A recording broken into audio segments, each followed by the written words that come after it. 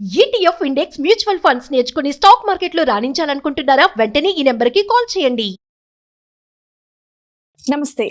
Suman TV సగర్వంగా నిర్మిస్తున్నటువంటి కార్యక్రమం పద్మవ్యూహం.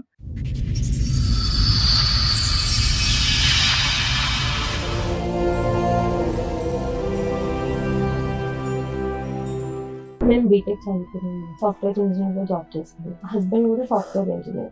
Arrange marriage. మా పక్క విలేజ్, తనది కూడా అరేంజ్ మ్యారేజ్. సో మ్యారేజ్ అయిపోయిన 1 month వరకు పర్వాలేదు. 1 month తర్వాత యాంగర్ మేనేజ్మెంట్ ఇష్యూస్ బాగా ఉండే. ఎప్పుడైనా 5 minutes అట్లా లేట్ వెళ్ళినా ఏదైనా రోడ్ మధ్యలోనే వదిలేసి వెళ్ళిపోయేవాడు. మా మదర్ ఇంటి నుంచి వస్తుంటే చేంజ్ కావాలంటే మనీ ఇస్తే దాంతోనే ఇంటికి వెళ్ళిపోయాను ఇంకా నేను. సో అప్పటి నుంచి స్టార్ట్, ఏమైనా తీసుకురమ్మన్నా ఏదైనా చెప్పినా కూడా నైట్ అంతా ఎమోషనల్ హెరాస్మెంట్ మొత్తము.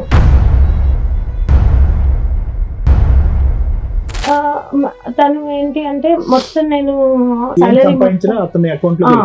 వెళ్ళిపోవాలి. ఏదైనా నాకు అవసరం ఉంటే 10-20 రూపీస్ అయినా సరే అవి నేను నీకు ఇచ్చేస్తాను, నువ్వు మాత్రం మొత్తం నీ శాలరీ అంతా నాకు క్రెడిట్ చేసేయాలి. ఇంకా బాబుతోని ఒక 15-16 lakhs వరకు నాతో మనీ తీసుకొని అపార్ట్మెంట్ లో ఫ్లాట్ కొన్నాడు. ఎవరి పేరు మీద కొన్నారు? అది ఆయన తన పేరు మీదే కొన్నారు. మనీ మాత్రం నా దగ్గర నుంచి తీసుకొని వెళ్ళారు.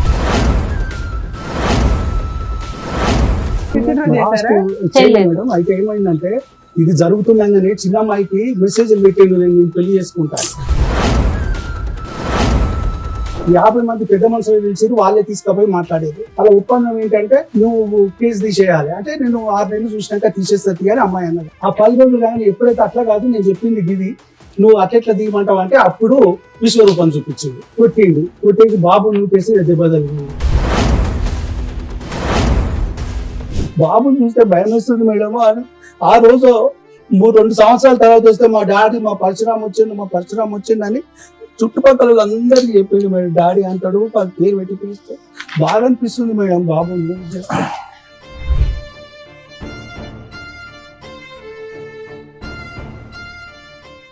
సార్, మేడం సంధ్య గారు ఆవిడ సమస్య చెప్పుకోవడానికి ఎక్కడి వరకు వచ్చారో ఆవిడ సమస్య ఏంటో అడిగి తెలుసు. సంధ్య గారు రండి.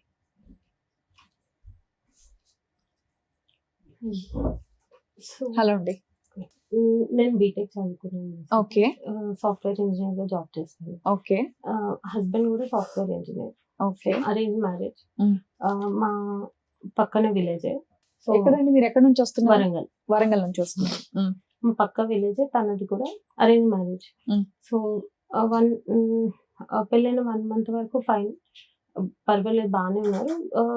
ఎంత కాలం అవుతుంది? 6 years. 6 years అవుతుంది. ఓకే. 5 years బాబు.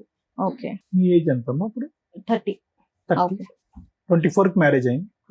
24. అతను బీటెక్ ఏనా? తను కూడా బీటెక్. ఇద్దరు హైదరాబాద్ లో వర్క్ చేశారు. ఇద్దరం హైదరాబాద్ లోనే వర్క్. రైట్, చెప్పండి. Love marriage, arrange marriage. So తను మా పక్క విలేజే. మ్యారేజ్ అయిపోయిన 1 month వరకు పర్వాలేదు. 1 month తర్వాత యాంగర్ మేనేజ్మెంట్ ఇష్యూస్ బాగా ఉండే. ఎప్పుడైనా 5 minutes అట్లా లేట్ వెళ్ళినా ఏదైనా రోడ్ మధ్యలోనే వదిలేసి వెళ్ళిపోయేవాడు. చాలా సార్లు మేము ముందు అత్తాపూర్ సైడ్ ఉండేవాళ్ళం, ఆఫీస్ కి దగ్గర అవుతుందని. ఇట్లా ఒకరోజు మా పేరెంట్స్ వాళ్ళ ఇంటికి వెళ్తే లేట్ అయిపోయింది. సో 5 minutes లేట్ అయినందుకు 7-8 ఆ టైంలో, అది కొంచెం ఏరియా కూడా నాకు అంతగా తెలీదు, రోడ్ మీదే నన్ను వదిలేసి ఆయన వెళ్ళిపోయారు. నేను మనీ అప్పుడు క్యాష్ క్యారీ చేసేదాన్ని కాదు. మా మదర్ ఇంటి నుంచి వస్తుంటే చేంజ్ కావాలంటే మనీ ఇస్తే దాంతోనే ఇంటికి వెళ్ళిపోయాను ఇంకా నేను. సో అప్పటి నుంచి స్టార్ట్, ఏమైనా తీసుకురమ్మన్నా ఏదైనా చెప్పినా కూడా నైట్ అంతా ఎమోషనల్ హెరాస్మెంట్ మొత్తము. రాగానే నన్ను కొత్తిమీర తెమ్మని పంపిస్తావా, అట్లాంటి అన్ని చిన్న వాటికి నైట్ అంతా గొడవ పెట్టేసి చాలా మొత్తం ఎమోషనల్ గా డ్రైన్ చేసేసి. ఇంట్లో ఎవరెవరు ఉంటారండి? నేను, హస్బెండ్. అప్పటికి మాత్రం ఇద్దరమే. 1 month అయింది అప్పటికి. ఎక్కడ ఉంటారు? వాళ్ళ ఊర్లో ఉండేవాళ్ళు. 2 months. Working when your married అమ్మా? అప్పుడు మీరు పని చేయట్లేదు? I was working. You working.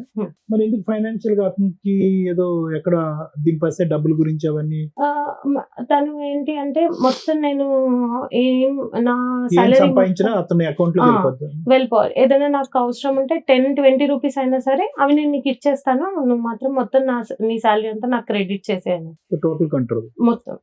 అట్లా స్టార్టింగ్ లో అంతేమి కంట్రోల్ చేయకపోతుండే ఫైనాన్షియల్ గా, మిగతావి ఎమోషనల్ గా ఇట్లానే డ్రైన్ చేస్తుండే. తర్వాత 2 months అప్పుడు మా అత్తయ్య వాళ్ళు వచ్చారు. వాళ్ళు అప్పటికి బాగానే ఉండింది కొంచెం. నేను మార్నింగే వెళ్ళిపోతే తను వర్క్ ఫ్రమ్ హోమ్ చేసేవాడు అప్పుడు కూడా. ఇట్లాగే కొన్ని రోజులకి మా ఇంటి ఓనర్ ఫుల్ గొడవ పెట్టేసుకున్నాను అనమాట. నేను అప్పుడు ఇంట్లో లేను. వచ్చాక నాకు జరిగింది తెలీదు, కానీ నేను డిఫెండ్ చేశాను తన్ని. డిఫెండ్ చేసి అక్కడి నుంచి తీసుకొని వేరే చోటికి షిఫ్ట్ అయిపోయాం మొత్తం. దేనికి సంబంధించి గొడవ ఏంది తెలుసా? స్టార్టింగ్ వచ్చేసి తనకి మేము షిఫ్ట్ అవ్వడం ఇష్టం లేదు. అది కాకుండా ఈయన ఏం చేశారో నాకు తెలీదు.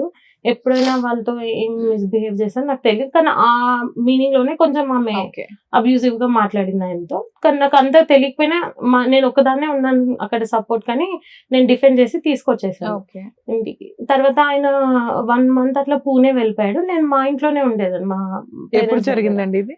2019 మే. సో నేను ఇంటికి వచ్చేసాక 1 month ఆయన వెళ్ళిపోయారు. నేనే హౌస్ సర్చ్ అవన్నీ చేసి ఆయన వచ్చే వరకు అన్ని అరేంజ్ చేసి పెట్టుకుని ఉన్నాను.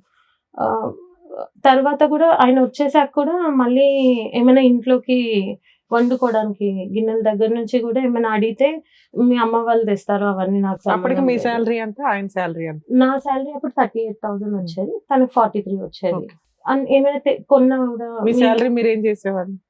25,000 అట్లా ఇద్దరికి. మ్యారేజ్ అయిన 1 month కి 25,000 ఇద్దరం సేవింగ్స్ కి వేసుకునేవాళ్ళం. మిగతావి మా దగ్గర ఉండేవి, అవి కూడా ఇంట్లో ఖర్చులకి వాటికి అయిపోయేది. తను ఏం చెప్పాడంటే వాళ్ళ సిస్టర్ కి 3 lakhs అట్లా పెళ్లి అప్పుడు ఒప్పుకున్నాము, అవి చేయాలంటే టైం పడుతుంది, నీ శాలరీ ఇంట్లోకి వాడేసుకుంటే నేను ఇక్కడ సేవ్ చేసుకుంటాను మా చెల్లికి అంటే ఓకే అట్లా కూడా పర్వాలేదు ఫైన్ అనేసి వదిలేదు. తర్వాత తను ఊరికే ఇట్లాగే హరాస్ చేసి, నేను ఎప్పుడు మా వాళ్ళకి చెప్పలేదు. నేను ఎల్డర్ డాటర్ మా ఇంట్లో, చెల్లి ఇంకా ఇద్దరు ఉన్నారు. సో నేను ఎప్పుడు చెప్పలేదు వాళ్ళకి అప్పటి వరకు. కానీ రోజు ఇట్లా మెంటల్ టార్చర్ ఎక్కువైపోయింది నైట్ టైం. నేను అప్పుడు షిఫ్ట్స్ ఉండేవి, 9కి వచ్చేదాన్ని. 9-10 అవ్వగానే ఇంక ఇదే టార్చర్. 12 వరకు అట్లా పడుకోకుండా. ఒకరోజు మా ఫాదర్కి ఫ్రూట్స్ తేలేదు అనేసి మా ఫాదర్కి కాల్ చేసి 12-1 టైంలో వాళ్ళకి కాల్ చేసి మీ ఇంటికి వెళ్ళిపోయి ఇప్పుడే అనేసి అట్లా హరాస్ చేసి. గొడవలు ఏంటమ్మా? కరేపాకు తేలేదు, కొత్తిమీర తేలేదు, ఫ్రూట్స్ తేలేదు, ఇంతే. అక్కడి నుంచి స్టార్ట్ అయింది. మెల్లిమెల్లిగా అది మొత్తం ఫైనాన్సెస్ కంట్రోల్ చేయాలి నేను అనేసి అక్కడికి వచ్చింది. ప్రెగ్నెన్సీ నేను చెప్పిన మాటే వినాలి. అమ్మాయిలకి ఇండిపెండెన్స్ అంటే తను ఆలోచించకూడదు, తన ఒపీనియన్ చెప్పొద్దు, ఎందులో ఉండకూడదు. అసలు నా ఒపీనియన్ కూడా అడగరు. హెల్త్ ఇష్యూస్, ప్రెగ్నెన్సీ టైంలో హెల్త్ ఇష్యూస్ ఉండి నన్ను ట్రావెల్ చేయొద్దని చెప్పారనమాట. కానీ ప్రెగ్నెన్సీ ఎప్పుడు వచ్చింది మీకు? 2020లో వచ్చింది. 2020లో వచ్చింది. ట్రావెల్ చేయొద్దు అని చెప్పారు ఆ టైంలో. చెయ్యొద్దు అన్నా కూడా లేదు మా ఊర్లోనే జరగాలి, అలా అయితేనే మా చుట్టుపక్కల ఎక్కడికి వెళ్తారమ్మా ఇంట్లో కూర్చోక. కానీ నేను రాలేను, నాకు బ్యాక్ పెయిన్ అంటే నేను పడుకోబెట్టుకున్నా కార్లో తీసుకొని వెళ్తాను, కానీ నువ్వు ఇక్కడ ఉండకూడదు, నేను చెప్పిన దగ్గర చేస్తే మా చుట్టాలందరికీ రావడానికి వీలు ఉంటుంది అంటే నేను ఒప్పుకోలేదు అసలు. నాకు అప్పటికి క్యాబ్ మాన్పించేసి నేను మెట్రోలో వెళ్ళేదాన్ని ఆఫీస్కి. సో నేను రాలేను అన్న కూడా ఆ రోజు గొడవపడి ఫోన్ పగలగొట్టేసి మొత్తము నన్ను పైన ఈ లాడర్ లాగా ఒక స్టెప్స్ ఉంది, అవి ఎక్కించేసాడు మొత్తం పైకి 4th floor లో. స్పైరల్ లాడర్ నార్మల్ గానే కళ్ళు తిరుగుతాయి కొంచెం. అది ఎక్కుతున్నప్పుడు ఇంకా నాకు మొత్తము డ్రౌజింగ్ అనిపించింది అది ఎక్కువగానే. తర్వాత ఇట్లా చేస్తున్నారా అని అప్పుడు చెప్పాను వాళ్ళకి. కానీ అప్పటికి కూడా లేదు, కొంచెం అడ్జస్ట్ అయిపోవాలి అన్నట్టుగా చెప్పే పంపించేశారు మా పేరెంట్స్, మా తాతయ్య వాళ్ళు. తర్వాత దీవాళి బాబు పుట్టే టైంలో కూడా నా ఫోన్ తన దగ్గర ఉంది, తనది పాడైపోయింది కదా నాది ఇచ్చాను. రోజు అసలు ఫోన్ తనతోనే ఉండేది. గూగుల్ పే, ఫోన్ పే అన్ని పాస్వర్డ్స్ తెలుసు, అన్ని తెలుసు. స్క్రీన్ షాట్స్ తీసుకొని తనకి వాట్సాప్ చేసుకుంటాడు. తన ఫోన్ వర్కింగ్ లో లేదు, కానీ వాట్సాప్ చేసుకునేవాడు ఫోన్కి. బేబీ కొంచెం ముందే మీకు డెలివరీ చేసేస్తాము, బేబీ గ్రో అవ్వట్లేదు అనేసి అంటే ఓకే. నాకేమో ఆ టెన్షన్ లో ఉండేది. తనేమో నాకు కొత్త ఫోన్ కొనించు, నాకు ఫోన్ ప్రాబ్లం అవుతది నువ్వు అక్కడ హాస్పిటల్లో ఉంటే అనేసి అంటే ఫోన్ ఆర్డర్ పెట్టేసి నేను వెళ్ళిపోయాను. బెడ్ మీద నాకు ఇట్లా ఆపరేట్ అంత అయిపోయింది. డీటెయిల్ గా కాదు, పిల్లాడు పుట్టాడు, పిల్లోడు రెస్పాన్సిబిలిటీస్ ఎలా తీసుకున్నాడు, మీకు ఓవరాల్ గొడవకి రీజన్స్ ఏంటి, డే టు డే జరిగింది అవసరంలా, అసలు ఓవరాల్ ఏ విషయం మీద, ఫైనాన్షియల్ విషయం మీద గొడవలు జరిగాయి, ఎప్పటిదాకా కలుస్తున్నారు మీరు? బాబు పుట్టాక 5 months వరకు కలిసిన్నాము. 2020 లోనే చెప్పేస్తున్నావు, 21 నుంచి విడిపోయారా? 5 years అవుతుందా మీరు సెపరేట్ అయిపోయి? మధ్య మధ్యలో ఆన్ అండ్ ఆఫ్ వస్తారు, ఒక 1 month 2 months ఉంటారు, తర్వాత గొడవ పడి కొట్టి మనీ నాకు ఈ ఇవ్వట్లేదు. 5 years లో ఎన్ని సార్లు వచ్చాడు? 3 times. ఓకే, లాస్ట్ గా వచ్చి వెళ్ళిపోయింది ఎప్పుడు? 9-10 months బ్యాక్, ఫిబ్రవరి టైంలో. స్టార్టింగ్ లో ఉన్న డిఫరెన్స్ ఆఫ్ ఒపీనియన్స్ తర్వాత కాన్ఫ్లిక్ట్స్ ఒకటేనమ్మా, లేదంటే అంటే ఫైనాన్షియల్ ఇండిపెండెన్స్ లేకపోవటం, చిన్నవాడి దగ్గర గొడవ పెట్టుకోవటం, నీ డబ్బులన్నీ నాకు కావాలంటాం, ఇంతవరకేనా మీ గొడవలు? ఇంకేమైనా ఇంకా ఉన్నాయా? పేరెంట్స్ దగ్గర నుంచి తీసుకురమ్మని హెరాస్ చేసేవాళ్ళు. Okay, అది కూడా ఫైనాన్షియల్ డబ్బులే. కొంచెం ఆయనకి ఏమైనా అక్రమ సంబంధాలు ఉన్నాయా? మీ మీద అలాంటివి ఏమైనా ఏమన్నా క్యారెక్టర్ ఉన్నాయా? క్యారెక్టర్ అసాసినేషన్ చేయడు కానీ బాడీ షేమింగ్ చేస్తారు బాగా. ఇట్లా స్టౌట్ ఉంటావు నువ్వు అట్లా అనేసి. సో ఈ కారణాల వల్లే మీరు 5 years బట్టి, ఆల్మోస్ట్ 5 years బట్టి విడిపోయారు. మధ్య మధ్యలో ఏదో అడపదడప ఒక వారాలు అంతేనా? డౌట్ ఏంటంటే క్యారెక్టర్ పరంగా అట్లా కాదు, క్యారెక్టర్ అసాసినేషన్ కాకుండా తనకి ఫైనాన్షియల్ డౌట్స్ అన్నమాట. మా పేరెంట్స్ కి ఇచ్చేస్తాను, మా ఇచ్చేవారా మీరు? సిస్టర్స్ కి ఇచ్చారు. నేను ఎప్పుడు ఎప్పుడు ఇవ్వలేదు. ఇవ్వలేదు? స్టార్టింగ్ లో మా పెళ్ళైన కొత్తలో మా సిస్టర్ నేనే, తను బయట సీట్ వస్తే నేనే ఎంకరేజ్ చేస్తే నేను పంపించాను. సో దానికోసం ఒక 1 month స్పెండ్ చేశాను కానీ దాని తర్వాత నేను ఎప్పుడు ఇవ్వలేదు. ప్రెగ్నెన్సీ టైంలో మీ వాట్సాప్ లో అదే మీ ఫోటోస్ స్క్రీన్ షాట్స్ తీసుకోవడం అవన్నీ ఏంటమ్మా దీని గురించి? దీని గురించి observing the communication with your అన్ని. ఫ్రెండ్, మీ వాళ్ళ కమ్యూనికేషన్ అనేది అబ్జర్వ్ చేస్తారు. అవి గూగుల్ పే బ్యాలెన్స్ అవన్నీ స్క్రీన్ షాట్స్ తీసుకొని పంపించుకోవడం. రైట్. ఆపరేట్ అయిపోయినా కూడా అన్ని ప్రతి ఒక్కటి నేనే పెట్టాలి. అక్కడ నుంచి ఏమీ నాకు హెల్ప్ ఉండదు. అప్పటి నుంచి ఇప్పటి వరకు ఆయన ఏమి ఇవ్వలేదా? ఇవ్వలేదు. ఆయన జాబ్ కంటిన్యూ చేస్తున్నారా? 5 years లో తను మా బాబుని చూసింది ఓన్లీ బర్త్డే రోజు వస్తాడు, కేక్ కట్ చేపిస్తాడు, ఫొటోస్ దిగుతాడు, వెళ్ళిపోతాడు అంతే. ఎక్కడ ఉంటాడు ఆయన? ఆయన ఉప్పల్ సైడ్ పీజీలో ఉంటున్నాడు. పీజీ అనేసి అంటున్నారు కానీ యాక్చువల్లీ వాళ్ళ ఫ్రెండ్స్ చెప్పింది ఏంటంటే అపార్ట్మెంట్ లో ఉంటున్నాడు, ఫ్లాట్ సెపరేట్లీ. అంటే ఒక్కడే ఉంటాడమ్మా? ఒక్కడే ఉంటున్నాడు అని చెప్పారు వాళ్ళు. మీకు ఏమైనా డౌట్స్ ఉన్నాయా ఆయన? నేను చూసాను యాక్చువల్లీ రీసెంట్ గా వచ్చినప్పుడు, మాతో పాటు ఉన్నప్పుడు 9-10 months బ్యాక్ ఇట్లా తనకి బాగా ఫీవర్ అట్లా ఉంటే నేను మెడిసిన్స్ ఆర్డర్ చేస్తున్నప్పుడు చూసాను అనమాట. He ordered something. అప్పుడు అవన్నీ ఎందుకంటే నా ఫ్రెండ్ కోసం అట్లా ఇట్లా చెప్పిండు. కానీ నాకు అప్పుడు పర్లేదు తనకి సిక్కున్నాడు అనేసి నేను ఏం అడగలేదు. తర్వాత నాకు ఎప్పుడు డౌట్ వచ్చింది, తను కావాలని గొడవ పెట్టుకొని వెళ్ళిపోయాడు మా దగ్గర నుంచి. మళ్ళీ వెళ్ళిపోయిన తర్వాత వాళ్ళ ఫ్రెండ్ కి కాల్ చేస్తే బ్లాక్, ఎవ్వరు కాల్ లిఫ్ట్ చేయరు వాళ్ళ ఫ్రెండ్. మీ డౌట్ ఏంటి? రీసీయింగ్ అదర్ ఉమెన్ అనేది మీ డౌట్. కానీ ఎవరో చెప్పగలరమ్మా? ఎవరు అని నేను స్పెసిఫిక్ గా చెప్పలేను. కానీ నేను అయితే పీజీలో కాకుండా అపార్ట్మెంట్ లో ఉంటాం ఒకటి, అపోలో ఫార్మసీ నుంచి మందులతో పాటు అవి కూడా తీసుకుంటాం ఒకటి, ఇంకేమన్నా మీ దగ్గర డౌట్? అతను మేము ఉన్నప్పుడు కూడా మాతో ఎక్కువ స్పెండ్ చేయడు, బాబుతో గానీ నాతో గానీ. తను ఫోన్ మీ దగ్గర డైరెక్ట్ ఎవిడెన్స్ అయితే ఏం లేదు. బట్ అది మీకు ఒక సస్పిషన్. ఇది కాకుండా ఇంకా బాబుతోని ఒక 15-16 lakhs వరకు నాతో మనీ తీసుకొని అపార్ట్మెంట్ లో ఫ్లాట్ కొన్నాడు. అది వాళ్ళ ఫాదర్ ఆయన వాళ్ళు యూజ్ చేసుకోవడం కానీ ఎప్పుడు నేను గానీ బాబు గానీ వెళ్ళడం అవి ఏమి లేదు. ఎవరి పేరు మీద కొన్నారు? అది ఆయన తన పేరు మీదే కొన్నారు.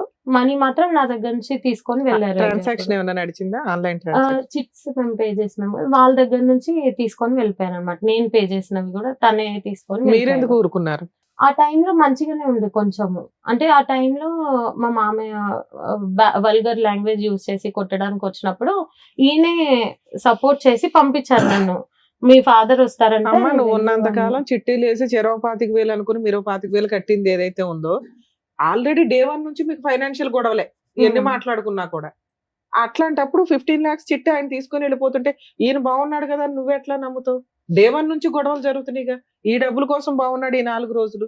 నెక్స్ట్ మీకు ఆల్రెడీ ఏ రోజు కూడా ఈ 5 years లో 3 times వచ్చి 3 months ఉన్నాడు. అయినా మీరు ఎందుకు ఎంటర్టైన్ చేస్తున్నారు అతన్ని? నేను మనీ పంపించకపోతే మా ఫాదర్ కి వాళ్ళకి కాల్ చేసి హరాస్ చేయడం, నేను సూసైడ్ చేసుకుంటాను, నాకు మెంటల్ ప్రెషర్ ఎక్కువ అరే. అయిపోతుంది అలా అనేసి. చెప్తే నువ్వెందుకు చక్కగా నమ్ముతావు, జాబ్ ఎందుకు చేసేవాళ్ళు, ఏంటావు? చదువుకున్నోళ్ళు కదా కూడా ఈ ఇలా. 5 years లో ఎంత మొత్తం పంపించారమ్మా అతనికి టోటల్ గా? చిట్టీల డబ్బు ఎంత? అదో 15 లక్షలు. అది 15 అది lakhs. కాకుండా అది కాకుండా వాళ్ళ ఫాదర్ వాళ్ళ టర్మ్ ఇన్సూరెన్స్ దగ్గర నుంచి ఓలా ఊబర్ అన్ని ఇంట్లో సామాన్ దగ్గర నుంచి అన్ని నేనే చూసుకునేదాన్ని. ఇంట్లో అవన్నీ మనిషి లేడు, కాపురం మ్మ్. లేదు, అదే ఏమీ లేదు, పైగా బిడ్డకు ఒక నీకు తండ్రి రూపాయి లేడు. ఇవ్వాల్సింది పోయి ఎదురు అన్ని లాక్కుంటుంటే ఎందుకు ఫండ్ చేస్తున్నావు అంటే ఎప్పటికైనా అతని మనసు కరుగుతుందనా? Actually Huh?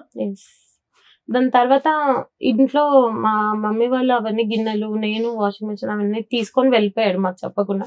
మమ్మల్ని కొట్టి మా ఇంటికి పంపించేశాడు, అవన్నీ తీసుకొని వెళ్ళిపోయాడు. అప్పుడు బాబు చిన్న బాబు, నాకు తెలీదు ఆయన షిఫ్ట్ చేసింది కూడా నాకు తెలీదు. ఊరికి తీసుకొని వెళ్ళిపోయాడు అన్ని మొత్తము. నేను మా ఇంట్లో హౌస్ హోల్డ్ హెల్ప్ నాకు కాల్ చేసి తను వెళ్ళిపోయాడు, మనీ కూడా ఇవ్వలేదు ఏమి అంటే, నేను తనకి మా వాళ్ళు నువ్వెందుకు లాస్ అవుతాను తనకి ఇచ్చి కాల్ చేస్తే ఎవరు లిఫ్ట్ చేయరు, కాల్ ఎవరు లిఫ్ట్ చేయరు ఇంకా అక్కడ నుంచి.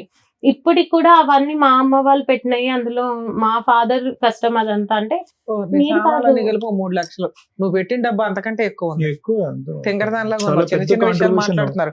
మేజర్ ఇష్యూ మీ జీవితంలో ఉన్న సగం సంపాదన అటు వెళ్ళిపోయింది కదా.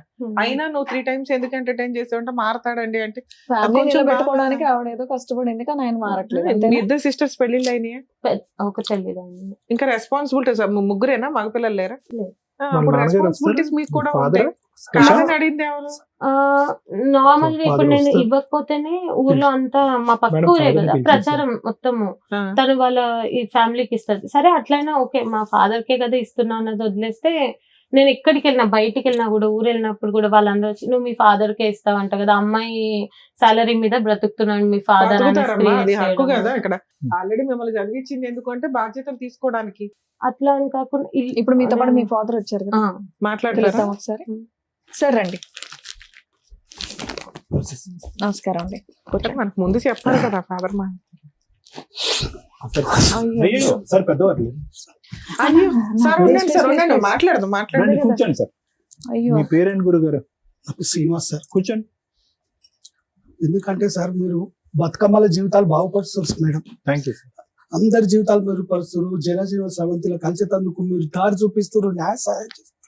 మా బిడ్డది లక్ష్మి, సరస్వతి, పార్వతి గారు ముగ్గురిని అన్నాం మేడం. ఇంకా ఆడపిల్లలు ఉంటే కూడా నాకు హ్యాపీగా స్వీకరిస్తాను. అంతే తప్పితే నేను వాళ్ళు భారం అనుకోని అందరు నన్ను ఆడపిల్లల అని ఆశ్చర్యపోతారు. నాకు భయం ఏం లేదు సార్, మంచిగా అనిపిస్తారు తర్వాత. కానీ ఇంత కానీ కొంచెం లాంగ్వేజ్ కొంచెం గలీజ్ కావద్దని చెప్పేది. నీకే పుట్టి నువ్వు నా మన్మడని 3 సార్లు నాలుగు సార్ ఆడు దరిద్రుడు. పనికిరాని నీచు. ఎదవలేండి, నీకు ఆడి కష్టం. మాటలకి ఏం లేండి. మీరు గుండె కూర్చోండి. రాక బతుకమ్మ ఆడి సార్. బతుకమ్మలను ఇంట్లోకి వస్తేనేమో బొమ్మలాగా చూస్తున్నారు, దేవుళ్ళు అమ్మలాగా చూస్తున్నారు. ఏందో దరిద్రం అర్థమైతలేదు మేడం. మీలాంటి వాళ్ళు మాత్రమే, ఒక రమ్య మేడం గారు, ఒక సార్, ఒక శ్రీవాణి మేడం గారు, ఇలాంటి వాళ్ళు మాత్రమే ఈ సంఘాన్ని బాగు చేయగలరు. దయచేసి గుర్తు పెట్టుకోండి మేడం. ఆడపిల్లల జీవితం మీకు ఎప్పటి నుంచో నేను అభిమానిని, మీకు నేను ఎప్పటి నుంచో చూస్తున్నా. మీకు సార్ ప్లీజ్ కూర్చోండి. కూర్చోండి శ్రీనివాస్. ఎన్నో కుక్కలు మరుగుతూ ఉంటాయి సార్. కుక్క ఎందుకు మరుగుతున్నావు మనం అడగం కదా. ఆడపిల్ల ఆమె రూపాయి కాంచి ఆమె పెట్టాలి. రూపాయి నువ్వు చెప్తున్నావు, తర్వాత చూసుకుందాం పెట్టు. మొత్తం దాదాపు 15-16 లక్షలు సార్. కాపురం చేయనప్పుడు ఇప్పుడు కాసులు ఎందుకు సార్? ఇంత దారుణం అంటే దారుణం. కేసు ఉంటే కూడా మేము 498 వేస్తే 498 అన్ని పాలతీ కేసులు అంటారు. మేము చెప్తే వాళ్ళు కేసు కట్టారుగా మేడం. మేడం ఆడ కౌన్సిలర్ మేడం గారు ఉన్నారు, ఏదో పెద్ద షార్టిస్టోడ్ ఉన్నాడమ్మా, వాడు రాకముందు నువ్వు వెళ్ళి తొందరగా కేసు కట్టేయి నేను చెప్పిన సిగ్నేచర్. ఎప్పుడే సార్ 498 ఎంతకాలం అయింది? 4 సంవత్సరాలు 23 లో వేసావు. మరి 25 లో ఎందుకు రానిచ్చావు? ఇది కాకుండా పెద్దవాళ్ళు మాట్లాడి పర్లేదు నువ్వు ఒక 6 months చూడు తీసే కేసు అనేసి అన్నారు. 1 month తర్వాత ఏది నేను కేసు తీయలేదు. విత్డ్రా చేశారా? చేయలేదు మేడం. అయితే ఏమైందంటే ఇది జరుగుతుండగానే చిన్న అమ్మాయికి మెసేజ్లు పెట్టిండు, నేను పెళ్లి చేసుకుంటాను మమ్మల్ని బెదిరియని ఆయనకి ఎన్నో వేషాలు వేసాడు. ఆ చిన్న అమ్మాయికి పెట్టిన మెసేజ్ ఎమ్మడే పోయి వీళ్ళు ముగ్గురు ఏడుస్తారు. మా అమ్మకు ఖాళీ ఇరితే నేను పోయి హాస్పిటల్ ఉన్నా, వీళ్ళు ఏడుస్తుంటే ఏందమ్మా అంటే ఇట్లా మెసేజ్లు పెట్టండి, ఏం చెప్పాలి అర్థమవుతుంది అంటే అప్పుడు కంప్లైంట్ ఇచ్చి వచ్చిన. ఎంత ధైర్యం అండి వీడికి. అది కాకుండా మొన్న అందరు చెప్తే 4 నెలల 5 నెలల క్రితం మాట్లాడి తోలితే ఏది దొడ్డిదారిన లోక్ అదాలత్లా తీసేయాలి కేసు అని ఒత్తిడి తెచ్చింది. ఒత్తిడి వేస్తే ఈ అమ్మాయి అనేది నన్ను రమ్మలేదు 50 మంది పెద్ద మనుషులు పిలిచిరు, వాళ్ళే తీసుకుపోయి మాట్లాడారు, దూరం తీసుకపోయి. అలా ఒప్పందం ఏంటంటే నువ్వు కేసు తీసేయాలి అంటే నేను 6 నెలలు చూసినాక తీసేస్తా అని అమ్మాయి అన్నది. వచ్చినాక ఎక్కలేని ప్రేమలతో పోసిందంట 10 రోజులు. ఆ 10 రోజులు కానీ ఎప్పుడైతే అట్లా కాదు నేను చెప్పింది గిది, నువ్వు అట్లెట్లా తీయమంటావు అంటే అప్పుడు విశ్వరూపం చూపించిండు, కొట్టేసి బాబు నూకేసి దెబ్బ తగిలింది. అప్పటిదాకా ముందో వెనకలో దగ్గరికి పోయేది అలా డాడీ దగ్గర. బాబుని చూస్తే భయం వేస్తుంది మేడం. ఆ రోజు 2 సంవత్సరాల తర్వాత వస్తే మా డాడీ మా పరశురామ్ వచ్చిండు అని చుట్టుపక్కల అందరికి చెప్పిండు మేడం. డాడీ అంటాడు, పేరు పెట్టి పిలుస్తే బాగా అనిపిస్తుంది మేడం బాబుని. అందు గురించి అనే బాబు ఉన్నాడు కదా, కలిసి ఉండాలి. తర్వాత ఇంకో 2 ఉన్నారు. ఇది చదవచ్చా సార్? వీడు మీ రెండో అమ్మాయికి పెట్టిన మెసేజ్ చదవచ్చా? ఇక్కడ చదవండి సార్ దయచేసి. ఇది ఏం రాశాడంటే చూడండి, ఇది కొన్ని అర్ధరాత్రి మెసేజ్ కూడా కాదు, ఇది సాయంత్రం 6:30కి మెసేజ్. శ్రావణి నీకు ఒకటి చెప్పాలి శ్రావణి, ఇప్పటికి లేట్ అయ్యింది అంటే అమ్మాయి పాపం చెప్పండి అని అంది. I wanted to propose you in a best moment if I could have seen you before marriage. అంటే పెళ్లికి ముందు నువ్వు కనిపించుంటే నేను నీకే ప్రపోజ్ చేసి ఉండేవాడు. నాకు ఆ అవకాశం మిస్ అయిపోయా. నువ్వు ఎలా రిసీవ్ చేసుకుంటావో నాకు అర్థం కాలేదు. ఇదిగో నా నా నా మనసులోంచి చెప్పేటటువంటి మాట, నువ్వు నా బెటర్ హాఫ్ కింద ఉంటావా for the rest of my life. Don't I deserve A true caring sweet person like you. నీలాంటి అద్భుతమైన మనిషి నా జీవితంలో ఉంటావు అన్నది నాకు కావాలి. నువ్వు ఉండటానికి నువ్వు రెడీయా. అందునుంచి నేను ఇది ఎక్స్ప్రెస్ చేస్తున్నాను. ఇది ఏమన్నా ఒపీనియన్ ఉంటే కనుక వెంటనే నాకు తెలియపరచు. ఏందమ్మా ఇడు దమ్ము, ఇడు ధైర్యం, ఇడు. తర్వాత ఈ అమ్మాయి ఎంత తెలివిగా పెట్టిందంటే message, you know I talk respectfully to people. అప్పటికి గౌరవించే మాట్లాడుతుంది, ఇంటెన్షనలీ ఆర్ అన్ఇంటెన్షనలీ, తెలిసి తెలియకుండానే. మా నాన్నగారు నన్ను పెంచినటువంటి విధానం బట్టి ఈ మాత్రం మర్యాద అన్న ఇచ్చి నేను నీతో మాట్లాడుతున్నాను అని చెప్పి అక్కడితో అమ్మాయి మెసేజ్ కట్ చేసింది. అయినా కానీ వాడు పెడుతూనే పోయాడు సార్. అవును సార్, పెడుతూనే పోయాడు. ఎందుకు ఇది ఒకటి 2 పగలగొట్టకుండాని నడ్డి ఎరగొట్టకుండా ఎందుకు ఊరుకున్నారు? అమ్మాయికి మ్యారేజ్ అయింది కదండి, లాస్ట్ వన్ మేడం. ఈ అమ్మాయి లాస్ట్ మేడం, సెకండ్ వన్ కి అయిపోయింది. అయితే ఈ మధ్యన ఎప్పుడైనా మాట్లాడుతుంటే ఏం జరుగుతుందో పోతుంటే ఎంత దూరం అయినా పోదాం నాన్న, ఎంత అయినా ఖర్చు పెడతా అంటాడు. మొన్నది ఒకసారి పెద్ద మనుషులు మాట్లాడితే లేదు, అప్పుడు కూడా ఇంకా కరోనా టైంలో ఇంకా 20 రోజులు ఇది ఉంటాము, మా ఊరికి తీసుకుపోయింది మేడం. ఇవి ఉంటే నష్టమేముంది అయ్యా, పంపి ఆంచి హైదరాబాద్కి వస్తారు కదా, అక్కడ హైదరాబాద్ లో బతికేటోళ్ళని ఊరు ఉందామని తీసుకుపోయింది. ఒక 20 రోజులు ఏముంటే వచ్చేద్దామని తీసుకుపోయి అక్కడ హరాస్మెంట్, నువ్వు ఫోన్ మాట్లాడు, ఒక ఉగ్రవాది కంటే ఎక్కువ నిఘా. ఎక్కడ మాట్లాడినావు, ఏం మాట్లాడినావు, ఎందుకు మాట్లాడినావు? మీ అమ్మాయి ఇందులో ఏ ఒక్క పాయింట్ అన్న చెప్పిందా ఎంతసేపు కూర్చొని? రేపొద్దుట కోర్టులో ఎట్లా చెప్తుంది? అది మీరు ప్రతి పాయింట్ పర్ఫెక్ట్ గా రీచ్ అయ్యేలాగా చెప్తున్నారు. మేము ఎందా నుంచి మొత్తుకునేది ఇది ఒకటేనా అంటుంటే ఒక్క ఫైనాన్షియల్ ఇష్యూ తప్ప అంత చదువుకొని అంత ఏటీఎం కార్డు లాగా మొత్తం ఇచ్చిపడేసి ఏమి క్రూయాలిటీ, ఏం బాధపడిందని చెప్పండి. సిస్టర్ మీద ఒక అబ్యూజ్ ఒక రకంగా, అది ఒక డబ్బు ఏం తీసుకోను అని ఆ కండిషన్ మీద పంపిస్తాను. డబ్బు అడగ, మీకు అవసరం ఉంటే ఏదన్నా డెవలప్ చేస్తే తీసుకోండి, ఒకరు వాడుకోండి, అంతే తప్పితే ఇదంటే సరే అట్లా అని పెద్ద మనుషులు కూడా ఎట్లా చేస్తారు అంటే మేడం వాళ్ళకి తోచింది చేస్తారు. వాళ్ళు మీ తరపున పెద్ద మనుషులు ఎంతమంది, వాళ్ళ తరపున పెద్ద మనుషులు ఎంతమంది? పోయినప్పుడు 4-5 మాకు పెద్ద మనుషులు లేరు, మా వాళ్ళేమో కావాల్సిన పొద్దుగా ఏమంటారు పెద్ద మనుషులు? ఏది కన్క్లూజన్ రాదు, ఏది అడగరు. నువ్వు దీనికి పనిష్మెంట్ రా బాబు, ఇది ఇట్లుంటది ఇక కలిసిపోవాలి. ఏమన్నా నేను అట్లెట్లయితే ఇది విలన్, తండ్రి విలన్, మంచోడు కాదు, వాళ్ళని కలవనిస్తలేడు. అయ్యా నేను అంటలేను కాదండి. ఇక్కడ ఇది ఒకటే కాదు, అమ్మాయికి రాసింది ఒకటే కాదు, అతని బాధలన్నీ కూడా కొంతవరకు శ్రావణికి చెప్పుకున్నాడు. మీరు ఆఖరి అమ్మాయితో చెప్పుకున్నాడు. ఏంటంటే కనుక నా కొడుకు అంటే నాకు పంచ ప్రాణాలు, నా కొడుకుని చూడటానికి నాకు ఒక అవకాశం ఇవ్వండి, వాడిని చూడలేకుండా నేను బతకలేకపోతున్నాను, అది ఇది అని చెప్పి అతని వాదన అంతా వినిపించాడు. కానీ ఎందుకు ఆ అమ్మాయికి చెప్పేవాడు? అందులో ఈ అమ్మాయి కూడా అంది, ఇదేంద్ర బాబు నేను అందరికంటే చిన్నపిల్లని నాకు చెప్తున్నావు ఏంటి ఈ గొడవ అంతా కూడా, పెద్దవాళ్ళతో వచ్చి కూర్చొని మాట్లాడొచ్చు కదా అంటే కనుక నేను చెప్పేటటువంటి మాట అట్లీస్ట్ ఈ మెసేజ్ల రూపాన నువ్వు తప్ప ఎవరు ఆలకించట్లేదు, వినట్లేదు, అర్థం చేసుకోవట్లేదు, నా గోడు ఎవరు అర్థం చేసుకోవట్లేదు కాబట్టి నీకు చెప్తాను. ఓకే, ఒక మెసేజ్ బాగాలేదు, ఈ మెసేజ్ నేను ఏదైతే చదివానో అది అభ్యంతరకరమైనటువంటి మెసేజ్. కానీ అక్కడ కూడా ఏమన్నాడంటే దీన్ని క్షమించద్దులేండి కానీ చెప్తున్నాను, if you do not have any opinion please ignore it. అటువంటి నా మాట అభ్యంతరకరంగా అనిపించి నేను మాట్లాడేటటువంటిది చెత్త చెదారం అంటే కనుక ఇది ఇక్కడితో ఆపేసే అని అన్నాడు. ఆ తర్వాత ఆ అమ్మాయి కూడా మాట్లాడుతుంది. తర్వాత మాట్లాడిన సంభాషణ అంతా కూడా మా అక్కిలా ఉంది, మా అక్కిలా అనుకుంటుంది, నువ్వేమనుకుంటున్నావు అని చెప్పి ఆ అమ్మాయి తనకు వయసుకు మించినటువంటి బాధ్యత తీసుకుని మధ్యవర్తిత్వం చేయడానికి ప్రయత్నం చేసింది అందులో.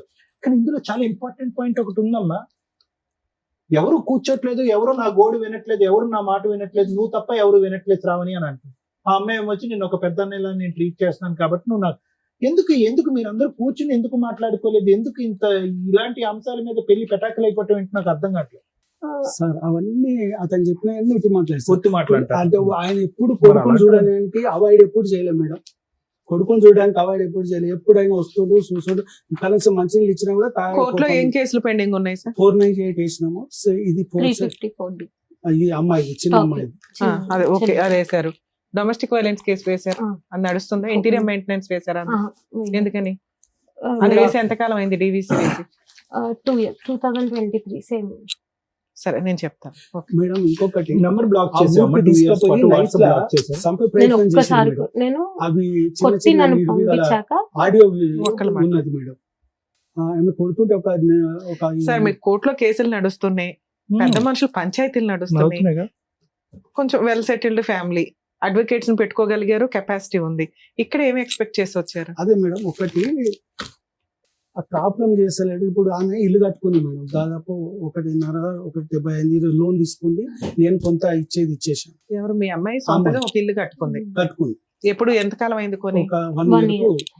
ఓకే, అతను విడిపోయినాక లాస్ట్ గా తర్వాత కొన్నావా? గృహప్రవేశం ఒకదాని చేసావా? మీ ఆయన వచ్చాడు? నేను ఒకదాని జస్ట్ పూజ చేసినాం అంతే. అయితే దాదాపు ఆమెకి ఇచ్చినాయి, ఆమె సంపాదించినవి వేరే వేరే కాకుండా ఒక 20 లక్షల దాకా అప్పయింది మేడం. కనీసం అవన్నీ అంటే ఇటు అటు పెడుతుంది. కొంచెం అవన్నా సరే, కేసు ఎట్లా నడిస్తే అట్లా, దేవుడు ఎట్లా చేస్తాడో మీలాంటి న్యాయం చేస్తారు. కనీసం అవన్నీ ఇస్తేనన్నా ఆమె అప్పులు కట్టుకుంటుంది. సరే వచ్చి కాపురం చేసుకొని నిమ్మలంగా ఆయన రూపాయి పెట్టొద్దు అమ్మాయి సార్. ఇప్పుడు 11 అవుతుంది, ఈ టైంలో ఫోన్ చేయడం కూడా కరెక్ట్ కాదు. కొంచెం ముందు అయితే నిజంగా మీ అల్లుడు ఫోన్ చేసి మాట్లాడి మా వంతు ప్రయత్నం నేను చేశాను. నేను చెప్పేది చెప్పుకుంటున్నా మేడం. అయితే కనీసం ఆయన ఏ కేసులు అక్కర్లేదు, మీ దగ్గర వచ్చి మీరు మంచిగా సార్ కౌన్సిలింగ్ చేస్తే ఏ కేసు అక్కర్లేదు. ఓకే మేడం, కానీ మంచిగా ఉండాలి.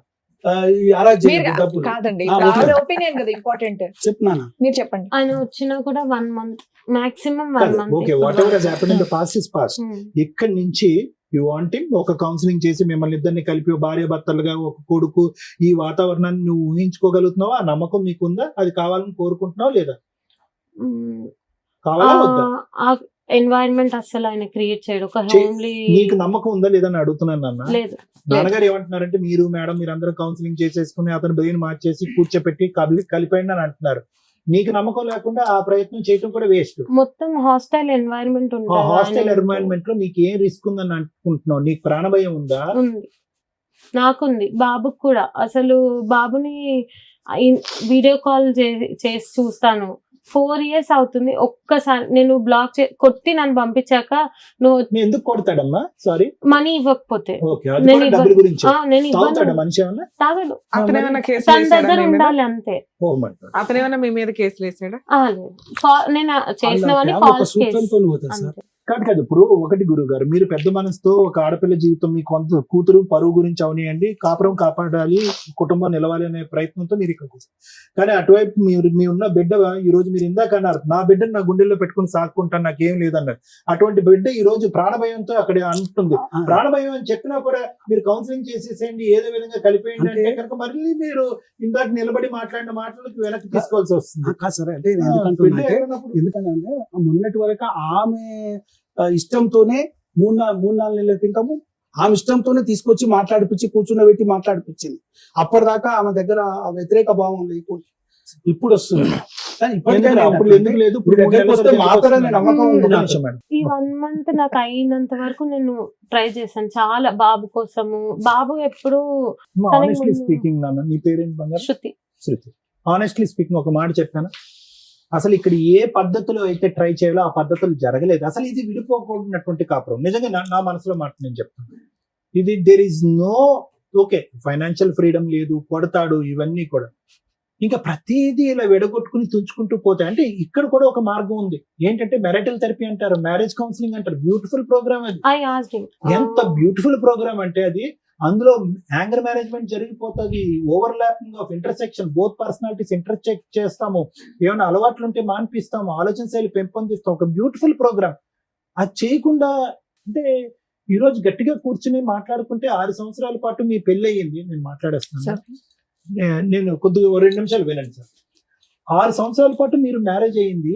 6 సంవత్సరాల పాటులో గట్టిగా మాట్లాడుకుంటే ఒక్క బలమైన కారణం చెప్పండి డాక్టర్ గారు అంటే కనుక ఆర్థిక లావాదేవీ తప్ప ఏమీ లేదు ఇక్కడ. నాకు డబ్బులు కావాలి, నా డబ్బులు నా అకౌంట్ లో ఉండాలి, నేను కంట్రోల్ చేయాలి అనేటువంటిది. ఇది ముమ్మాటికి నేరమే. అది వాళ్ళు వంశపారంపర్యంగా వస్తుందా, వాళ్ళ ఇంట్లో ఆ కుటుంబంలో ఆనవాయితీయా, ఒక ఆడపిల్లను ఒక ఒంటరిగా ఎదగనివరా, పెద్దగా ఆలోచించనివరా, ఆర్థిక స్వేచ్ఛనివరా, తన కాలం మీద నిలబడినవరా అనేది ఆ అబ్బాయి ఆలోచన ఎందుకు అలా వచ్చింది అనేది నాకు అర్థం కావట్లేదు ఇప్పటికీ కూడా. సరే, ఆ ఆలోచనని కూడా మ్యారేజ్ కౌన్సిలింగ్ ద్వారా మార్చచ్చు, మ్యారిటల్ థెరపీ అంటారు. అది ఎక్కడ జరిగింది? ఇక్కడ ఏం జరగలేదు. అతను ఏమొచ్చి ఇది కావాలి ఇది కావాలి అనేవాడు. అదేదో మిరపకాయలు, పచ్చిమిరపకాయలు, ఆకుకూరల కాడి నుంచి మొదలుపెట్టి నీ డబ్బులు నాకు కావాలి, నా ఇది కావాలని అన్నా, అలాగే నువ్వు ప్రొవైడ్ చేయడం కూడా కొనసాగింది. ఎక్కడో చోట భిన్నమైనటువంటి ప్రయత్నం చేయాలేమో. ఎందుకు ఆ శ్రావణి ఇప్పుడు మీ చెల్లితో మాట్లాడుకునేటటువంటి సాధక బాధకాలు ఎందుకు మీ అందరితో ఎందుకు మాట్లాడలేదు? ఓకే, మీరు అవకాశం ఇవ్వలేదని అనుకుందాం. సరే, అతను అన్నదే ఇందులో అన్ని పచ్చి అబద్ధాలు అని అంటున్నాడు. ఓకే, అబద్ధాలే. కానీ అతని మనసులో కూడా ఎక్కడో ఇక్కడ కలవాలి అనే తపన కనిపిస్తుంది. ఇక్కడ కొద్ది గొప్ప బ్లాక్ చేస్తున్నాను అన్న, నువ్వేమొచ్చి బ్లాక్ చేయట్లేదు అన్నాడు. భగవంతుడు తెలియాలి, నువ్వు బ్లాక్ చేసావా, బ్లాక్ చేయలేదా, పిల్లల్ని చూపెట్టలేదా అనేది భగవంతుడు తెలియదు.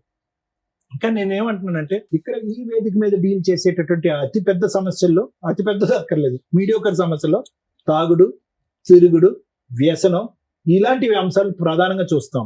నిన్ను కొట్టడం అనేది వాస్తవమే. కొట్టడం అంటే కనుక అది కూడా నేరమే, అది కూడా తప్పే అని అంటున్నాం. కానీ ఇది ఇంకో మార్గంలో, ఇంకో పద్ధతిలోకి వెళ్ళి కుటుంబ సభ్యుల్ని దూరం పెట్టి ఒక న్యూట్రల్ అట్మాస్ఫియర్ లో తీసుకొచ్చి మాట్లాడుకుంటే కనుక ఇది రిజాల్వ్ అయిపోయింది. ఎందుకు నేను ఈ మాట అంటున్నానంటే, ఈ రోజు క్లియర్ కట్ సార్ 6 సంవత్సరాల పాటు వెయిట్ చేశాను సార్, లేదంటే 5 సంవత్సరాల పాటు వెయిట్ చేశాను, లేదా 4 సంవత్సరాల పాటు వెయిట్ చేశాను, మనిషిని మార్చుకోవాలని ప్రయత్నం చేశాను. కానీ ఈ 3 సంవత్సరాల్లో కేసులు వేస్తూనే ఉన్నాం, మనిషిని కూడా ఎంటర్టైన్ చేస్తూనే ఉన్నాం. ముమ్మాటికి ఇప్పుడు మీ నాన్నగారు అన్నటువంటి మాట 3 నెలల క్రితం ఇదే పాట మా అమ్మాయి పాడలేదండి, అప్పటికైతే మాత్రం భర్తను కావాలి, కాపురం కావాలని కోరుకుంది. మళ్ళీ 3 నెలల తర్వాత మనం మాట్లాడి ఇదే వేదిక మీద మళ్ళీ నిన్ను ఇక్కడ కూర్చోపెట్టి లేదంటే నా క్లినిక్ లో వచ్చంటే ఒకసారి ట్రై చేద్దాం సార్ అని అంటాం. అంటే నీ మనసు అంత వేవరీగా ఉంది, నీ మనసు ఇప్పటికి కూడా కుదుటుగా లేదు, వేవరీగా ఉంది. ఒక పక్క నుంచి ఏమొచ్చి ఆ జ్ఞాపకాలు బట్టి ఈడేదో సెక్యూరిటీ రీజన్స్ గురించి మాట్లాడేస్తున్నారు మీరు. చాలా పెద్ద పదం అది. ఈరోజు నాకు ప్రాణభయం ఉంది, నా కొడుకు ప్రాణభయం ఉంది. ఇక్కడ ప్రాణభయం కలిగేటటువంటి అంశాలు ఏం జరిగినాయి ఇక్కడ అనేది పెద్ద మాట. అతను ఒక సభ్య సమాజంలో ఉండి ఒక సాఫ్ట్వేర్ జాబ్ చేసుకుంటున్నాడు, ఒక ఆఫీస్ లో ఉన్నాడు. తాగుడు, తిరుగుడు, పిచ్చి వేషాలు అయితే లేవు మనకు తెలిసినంత వరకు. ఏదో ఆర్డర్ పెట్టాడు, అవేవో రకరకాల అంశాలు, ఏమైనా కక్కుతు పడి ఉంటాడు, అది పక్కన పెట్టాడు. ఆ స్థాయి అంశాలు లేకుండా నీ ఇమాజినేషన్ ఏకంగా ప్రాణభయం అనే దాని వరకు వెళ్ళిపోతుంది. ఒక 2-3 నెలల తర్వాత అమ్మ చూద్దాం, అమ్మ ఇదమ్మా అదమ్మా అని చెప్తే మళ్ళీ కరిగిపోయి ఇంకో అవకాశం ఇస్తున్నాం, మళ్ళీ ఇంట్లో కూర్చోబెట్టుకుంటున్నాం, మళ్ళీ మీ ఇద్దరు కాపురం కొనసాగిస్తున్నాం. ఫస్ట్ నీకు క్లారిటీ లేదు అంటే కనుక దాని అర్థం ఏంటంటే ఎక్కడో లింక్ మిస్ అయింది, ఎక్కడో చేయవలసినటువంటి ప్రయత్నం మీ ఇద్దరిని ఒక న్యూట్రల్ అట్మాస్ఫియర్ న్యూట్రల్ అట్మాస్ఫియర్ అంటే వాళ్ళు పంచాయతీ లేదు, వీళ్ళు పంచాయతీ లేదు, వాళ్ళు గొడవ లేదు, వీళ్ళు గొడవ లేదు, ఒక న్యూట్రల్ పర్సన్, ఇందులో ఎక్స్పర్ట్ అయినటువంటి వ్యక్తి. ఏంటి నాయన నీ బాధ ఏంటి తల్లి నీ బాధ ఏంటి, ఆ సబ్జెక్ట్ వదిలేసి మిగతా అంశాల్లో మీ ఇద్దరు కలిసి ప్రయాణం చేయడానికి మీరు రెడీగా ఉన్నారా అనేటటువంటి అద్భుతం సృష్టించేటటువంటిది మ్యారేజ్ కౌన్సిలింగ్. ఆ సక్సెస్ ఎంత అవుతుంది, ఫెయిలియర్ ఎంత అవుతుంది అనేటటువంటిది పక్కన పెట్టండి. కానీ అదొకటి మిస్ అయిందని నాకు అనిపిస్తుంది. అయితే ఈ రోజు కూడా నువ్వు ఆఫర్ ఇచ్చావమ్మా, మ్యారేజ్ కౌన్సిలింగ్ ఆఫర్ ఇస్తే అతను నో చెప్పాడా? పెద్దవాళ్ళు ఇచ్చారా? వాళ్ళు ఇవ్వలేదు, నేనే మెసేజ్ పెట్టాను నేను నార్మల్ గా. అట్లా కాదు, సార్ట్ చేసుకుందాం, మనమే వెళ్దాం అనేసి చెప్తే ముందు మాట్లాడక ముందే చెప్పాను అది ఫస్ట్. అది చెప్పిన తర్వాతే నేను రాను, ఎక్కడికి అవసరం లేదు, వదిలేసే అనేసి మాట్లాడారు. తర్వాత నేను ఇల్లు తీసుకున్నాక బాబు ఇల్లు అయిపోయింది, బాబు కూడా ఒక్కడున్నాడని అప్పుడు నేను వాళ్ళని అప్రోచ్ అయ్యి ఇట్లానే వదిలేస్తే ఇట్లాగే అయిపోతుందా, మీరు వచ్చి మాట్లాడండి, వాళ్ళకి చెప్పాను, వాళ్ళ పెద్ద వాళ్ళకి, మా వాళ్ళని కూడా తీసుకొని వెళ్ళాను, మాట్లాడించాను, ఇంటికి వచ్చాడు. దాని తర్వాత 1 month నుంచి ఇదే ఫస్ట్ కేసు తీసుకోమంటే లోక్ అదాలత్ లో అది నేను కనుక్కున్నాను. వాళ్ళు చెప్పారు లోక్ అదాలత్ లో తీసుకుంటే మళ్ళీ నీకు వేయడానికి ఉండదు, మళ్ళీ ఆయన సేమ్ బౌన్స్ బ్యాక్ అయితే నీకు ఏమి ఇది ఉండదు అంటే, సరే నేను ఇప్పటికైతే నేను చెప్పాను, అప్పటికే నేను వాళ్ళ ముందు కూడా చెప్పాను, నేను అన్ని తెలుసుకున్నాను, నాకు అంతా తెలీదు, తెలుసుకున్నాక అప్పుడు తీసేస్తాను అనేసి మాట్లాడాను. సేమ్ అదే మాట చెప్తే కరెక్ట్ గా 7 days మాతో మంచిగా ఉన్నాడు. దాని తర్వాత మళ్ళీ సిమిలర్ మళ్ళీ అదే ప్యాటర్న్ చూపెట్టారు. మళ్ళీ అదే. నేను చెప్పేది ఏంటంటేనమ్మా, ఎక్కడో చోట ఇంత ప్రయాణం జరిగిన తర్వాత మీరు కలిసి ప్రయాణం చేసినటువంటిది ఆవగింజ అంత దూరం అయ్యింది ఇంత, ఓకే, బట్ స్టిల్ అంత గ్యాప్ వచ్చినా కూడా నువ్వు అతన్ని మధ్య మధ్యలో ఎంటర్టైన్ చేస్తున్నావు అంటే ఎక్కడో అతనిలో ఉండేటటువంటి ఒక గుడ్ క్వాలిటీని కనిపించుంటది. డెఫినెట్లీ ఏదో గుడ్ క్వాలిటీ కనిపించుంటది. ఈ ఫైనాన్షియల్ అనేటటువంటి ఆస్పెక్ట్ భార్యాభర్తలు కలిసి ప్రయాణం చేసేటటువంటి రకరకాల ఇష్యూస్ లో financial aspect is 1/5 of the thing. మిగతాది శారీరక కలయిక ఉంటుంది, ఇమోషనల్ కలయిక ఉంటుంది, పిల్లల యొక్క బాధ్యత ఉంటుంది, ఉద్యోగాలు రకరకాలు ఉంటాయి. మిగతా ఏరియాస్ లో అతనికి మార్కులు ఉన్నాయిగా, ఓకే, ఈ ఏరియాలో అయితే లేదు. మిగతా ఏరియాస్ లో కొంతైనా మార్కులు ఇవ్వటం వల్లే కదా నువ్వు 3 సార్లు ఎంటర్టైన్ చేసావు కేసులు పెట్టిన తర్వాత కూడా. So what I'm saying is, అటువంటి అంశాన్ని తట్టి లేపేటటువంటి కార్యక్రమం మ్యారేజ్ కౌన్సిలింగ్. నేనేమంటున్నానంటే యూజువల్ గా మ్యారేజ్ కౌన్సిల్ భార్య భర్తకి, భర్త భార్యకి ప్రపోజ్ చేయకూడదు, వర్కౌట్ అవ్వదు. నేను పిచ్చోడు అని చెప్పా డాక్టర్ దగ్గర తీసుకెళ్తున్నాను అని కూడా అంటారు. అదేంటి మనలో రిజాల్వ్ చేసుకునేది మూడో మనిషి ఎందుకు, నా భార్యగా నేను చెప్తున్నాను కాబట్టి నువ్వు వినాలి, వాడెవడో కూర్చొని మన ఇద్దరి మధ్యన పంచాయతీ ఏంటి, ఈ లెక్క వెళ్ళిపోతుంది. మ్యారేజ్ కౌన్సిలింగ్ అనేది ఎక్కడ ప్రపోజ్ చేయాలంటే తెలియనటువంటి ప్రేక్షకులకి పెద్దలు కూర్చుంటారు చూడండి పంచాయతీ, ఏమయ్యా మీ అమ్మాయిని నువ్వు సపోర్ట్ చేస్తున్నావు, నా అబ్బాయిని నేను సపోర్ట్ చేస్తున్నావు, ఇది ఎక్కడ లెక్క తేరదు, ఒక కాగితం మీద 4 ముక్కలు రాసుకుంటాం, అది 3 రోజులు ముచ్చటే అవుతుంది, తర్వాత చించి పడేస్తారు, వర్కౌట్ అవ్వదు. కాబట్టి మేము వెనక్కి తప్పుకుంటాం, మీరు వెనక్కి తప్పుకుందాం, పిల్లలిద్దరిని కూడా మన మ్యారేజ్ కౌన్సిలింగ్ డిసైడ్ చేద్దాం, మీకు నచ్చినటువంటి వ్యక్తి అయినా సరే, మాకు నచ్చినటువంటి వ్యక్తి అయినా సరే, అతన్ని డిసైడ్ చేసుకుని అతని దగ్గరికి వెళ్దాం అని చెప్పుకునేటటువంటిది వర్కౌట్ అవుతుంది. సో ఇప్పటికీ కూడా నా ఉద్దేశం చెప్తున్నానమ్మా, మనస్ఫూర్తిగా నేను చెప్తున్నాను, కొంతవరకు చెడ్డోడే, కానీ దూరం పెట్టుకుని తెగదెంపులు చేసుకుని అంటే కోర్టు కేసులు లావాదేవీలు ఎంతవరకు ఉన్నాయితే నాకు తెలియదమ్మా, అది లాయర్ మేడం చెప్తారు. ఈ కేసు అయితే మాత్రం ఖచ్చితంగా ఒక మీడియేషన్, ఒక నెగోషియేషన్ ద్వారా రెక్టిఫై చేయగలిగేటటువంటి case, professional mediation. We cannot have routine counsellors, ఎందుకంటే you two are too educated people.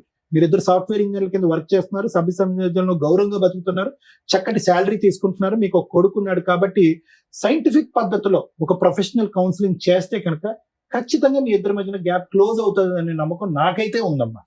లేదు sir my thoughts have gone too far అంటే కనుక అది మీ మానసిక పరిస్థితి అని నేను చెప్తాను. ఎందుకంటే ఈ రోజు ఇలా ఉంటుంది, రేపు పొద్దున్న లేపి అరే నీకు తెలుసా ఇలా చేద్దాం ఒకసారి ట్రై చేయంటే ఓకే సార్ అంటావు, అలా ఉంది నీ పొజిషన్. కాబట్టి నేను ఏమంటున్నానంటే ఫైనల్ గా ఏదైతే ఇప్పుడు నువ్వు అనుకున్నటువంటి భయం, భ్రాంతులు, అమ్మో టెన్షన్లు ఇవన్నీ ఒకసారి పక్కన పెట్టి ఒక ఆఖరి ప్రయత్నంగా అది ట్రై చేద్దాం. వర్కౌట్ అవుతే వెల్ అండ్ గుడ్, వర్కౌట్ అవ్వలేదు అనుకో ఆల్రెడీ నువ్వు తీసుకున్న నిర్ణయం కొద్దిగా పోస్ట్పోన్మెంట్ అవుతుంది అని. సో ఒక 6 నెలల పాటు ఎవరైనా మంచి కౌన్సిలర్ అమ్మ, ఎవరైనా మంచి మీడియేటర్, మంచి కౌన్సిలర్, ఇలాంటి అంశాలు బాగా తెలిసినటువంటి వ్యక్తి దగ్గర ఒక్కసారి వెళ్ళి ట్రై చేయండి. ఆ ప్రపోజల్ కూడా ఎవరు తీసుకొస్తారంటే నువ్వు తీసుకురావద్దు, పెద్దవాళ్ళు ఎవరైనా తీసుకొస్తే కనుక ఈ గ్యాప్ క్లోజ్ అవుతుంది అనేది నా నమ్మకం. Thank you sir. Thank you madam. ఈరోజు సమాజంలో ఏ పేరెంట్స్ చూసినా ఒకళ్ళు, ఇద్దరు, ముగ్గురు ఆడపిల్లలే ఉంటారు. ఆడపిల్లలు ఉన్న పేరెంట్సే అదృష్టవంతులు అనే సమాజంలో ప్రజెంట్ మనం. ఆయన ఆ మాటకు 3 ఆడపిల్లలకు ఒక అద్భుతమైన నిర్వచనం చెప్పాడు, లక్ష్మీ, పార్వతి, సరస్వతులు నాకు పుట్టారమ్మా అని. ఎంత హ్యాపీ అనిపించిందంటే, కానీ అలాంటి ఫాదర్కి పడే మాటలు ఏంటంటే ఆ పిల్లల్ని పర్ఫెక్ట్గా చదివిస్తారు, వాళ్ళు జాబులు చేస్తూ లక్షలు సంపాదిస్తూ ఉంటారు.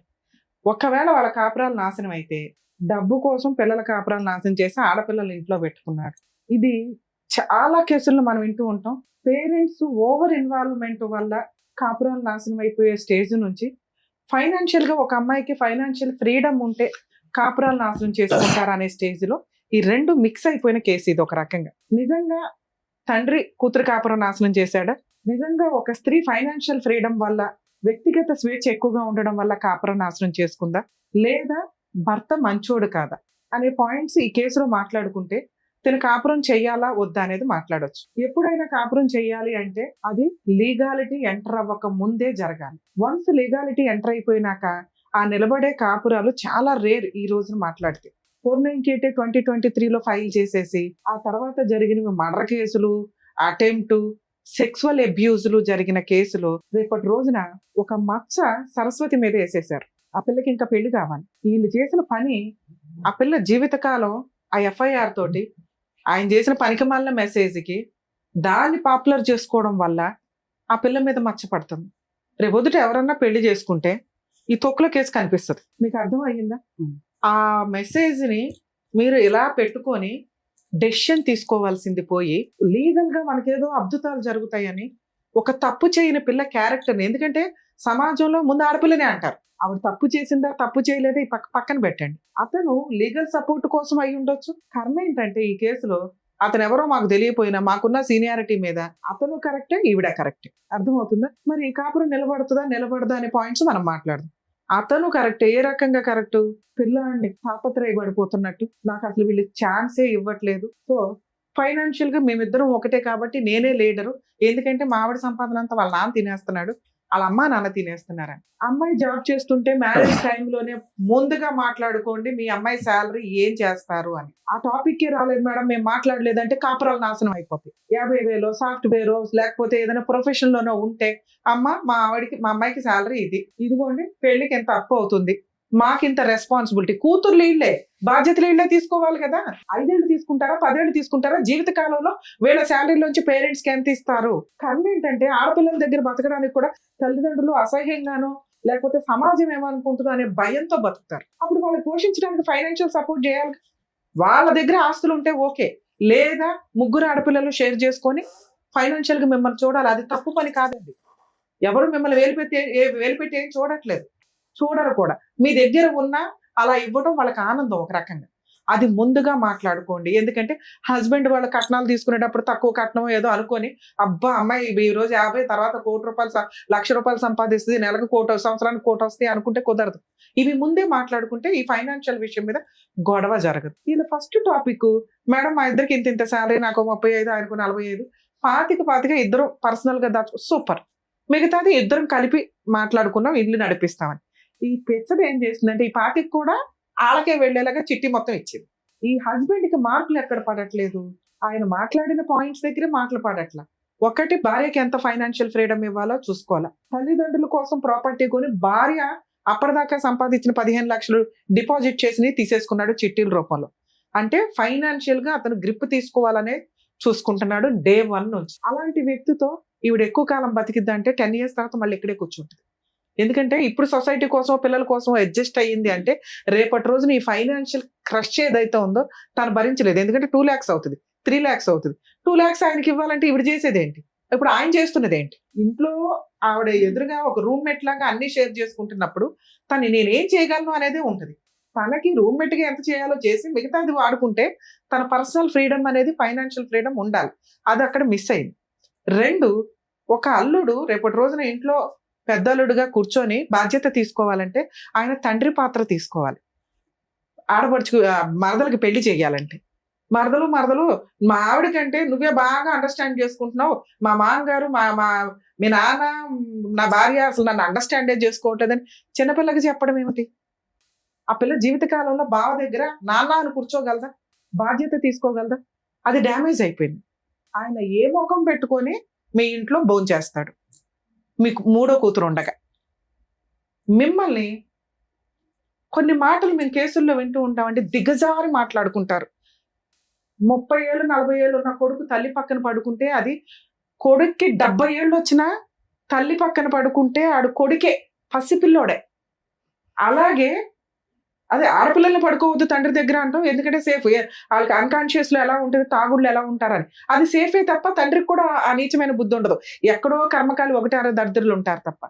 కోడళ్ళు మాటలు నోరు జారేటప్పుడు ఇలాంటి నీచమైన మాటలు మాట్లాడతారు. వెళ్ళి మీ అమ్మతో పడుకో అని కేసులు రాస్తారు. వాళ్ళ అమ్మ దగ్గర పడుకుంటాడండి అంటే, పడుకోవడం అంటే మీ దృష్టిలో ఏంటి? మీ జీవితంలో చేసే పెద్ద పాపం. అలాంటి నీచమైన డైలాగ్ ఇక్కడ ఇంకోటి నడిచింది. పిల్లాండి కానీ మీ నాన్నతో కన్నావంటే అడు మనిషేనా? అసలు పిల్లాడి జీవితంలో మచ్చపడిపోయింది, దాన్ని వీళ్ళు పాపులర్ చేసుకుంటారు, లీగల్ గా వాడుకుంటారు. చేయకూడదన్న జ్ఞానం వీళ్ళకుండదు. ఒక ఆడపిల్ల జీవితాన్ని తీసుకెళ్లి మూడో పిల్లది తీసుకెళ్లి లీగల్ గా బయట పెట్టకూడదని వీళ్ళకి తెలియదు. ఎందుకంటే న్యాయ పోరాటం ఎక్కడో ఒకటి నిజం చూపించాలి అని.